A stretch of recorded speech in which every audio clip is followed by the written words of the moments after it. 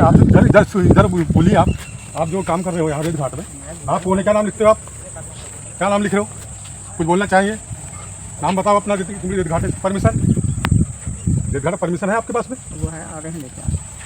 अरे यार आपको हमने पूछे मैं ठेकेदार, बोल रहा हूँ ना कि मैंने बता दिया परमिशन बोल रहे हैं ना आप लेकर। नहीं आपसे पूछा है कि यहाँ कौन ठेकेदार है। ये पूछ रहा हूँ भाई आपको। नमस्कार, आप देख रहे हैं पंचायती राज न्यूज और मैं हूं आपके साथ अनुष्का। चलिए नजर डालते हैं आज की खबर की ओर। जिले की ग्राम पंचायत सिंगोड़ी इन दिनों रेत माफियाओं की सक्रियता के कारण सुर्खियों में है। यहां बड़े पैमाने पर रेत का अवैध उत्खनन हो रहा है, जिससे न केवल पर्यावरण को नुकसान पहुंच रहा है बल्कि सरकार को करोड़ों रुपए के राजस्व का भी नुकसान हो रहा है। सूत्रों के अनुसार रेत माफिया दिन दहाड़े नदी नालों से रेत निकाल रहे हैं। हाल ही में जब मीडिया की टीम मौके पर पहुंची तो रेत चोर मौके से मशीनें और ट्रैक्टर छोड़कर भाग खड़े हुए। यह साफ संकेत है कि पूरी कार्रवाई स्थानीय प्रशासन की मिलीभगत या लापरवाही से हो रही है। इस अवैध उत्खनन के खिलाफ सिंगोड़ी ग्राम पंचायत के सरपंच प्रतिनिधि देवनाथ बोबचे ने कड़ा रुख अपनाया है। उन्होंने जिला प्रशासन से तत्काल कार्रवाई की मांग करते हुए कहा कि खनिज अधिकारी खातरकर की सक्रियता के चलते पूरे जिले में रेत माफिया बेलगाम हो चुके हैं। चौंकाने वाली बात यह है कि इस गंभीर विषय पर क्षेत्र के जनप्रतिनिधि और राजनेता पूरी तरह मौन साधे हुए हैं। इससे स्थानीय ग्रामीणों में आक्रोश पनप रहा है। ग्रामीणों ने चेतावनी दी है कि यदि शीघ्र कार्रवाई नहीं हुई तो वे आंदोलन का रास्ता अपनाएंगे। इस कार्रवाई में आज ग्राम पंचायत के उपसरपंच प्रतिनिधि घनश्याम सहारे और ग्राम के बहुत से नागरिक उपस्थित रहे।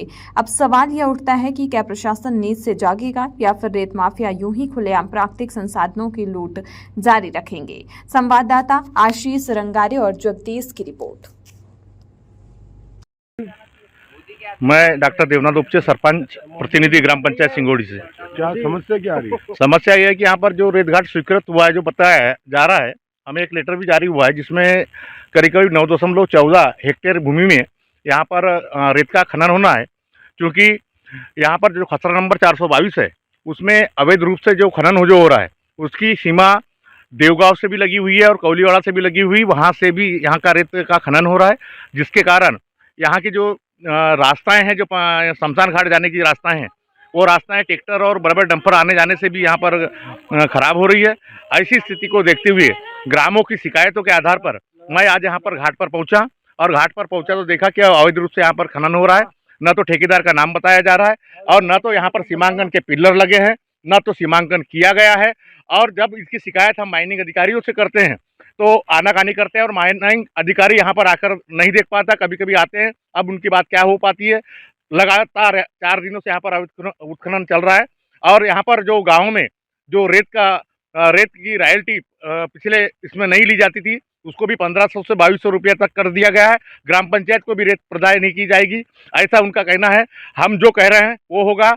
हमने रेत खदान लिया है, हमारी है, तुम्हारे यहाँ पर कोई आक्षेप नहीं होगा। जो कि शासकीय भूमि में भी ये अवैध रूप से डंप करते हैं, ये भी अनुचित है और अवैध है। ऐसी स्थिति में ग्राम के समस्त लोगों के साथ मैं यहाँ घाट पर पहुँचा और घाटों पर देखा तो वास्तविक स्थिति ये देखा कि अवैध रूप से यहाँ पर ट्रैक्टर चल रहे हैं और अवैध रूप से यहाँ का खनन हो रहा है, जिसकी मैंने सूचना ऊपर तक दी, लेकिन अभी तक कोई कार्रवाई यहाँ पर नहीं हुई। और मैं प्रशासन से ये कहना चाहता हूँ और खनिज विभाग से ये कहना चाहता हूँ कि उक्त स्तर पर आकर देखे कि यहाँ पर तहसीलदार या पटवारी के द्वारा सीमांकन हुआ या नहीं हुआ है, या पिलर लगे या नहीं लगे, न तो बोर्ड लगा है न कुछ लगा है। ऐसी स्थिति में ये बिल्कुल जो खनन हो रहा है ये अवैध रूप से हो रहा है और तत्काल इसको प्रभाव से यहाँ से बंद किया जाता है। और जब तक यहाँ पर पिलर न लगे, सीमांकन न हो और गांव वालों को उचित दर पर यदि रेत न मिले, तब तक ये घाट बंद रहेगा।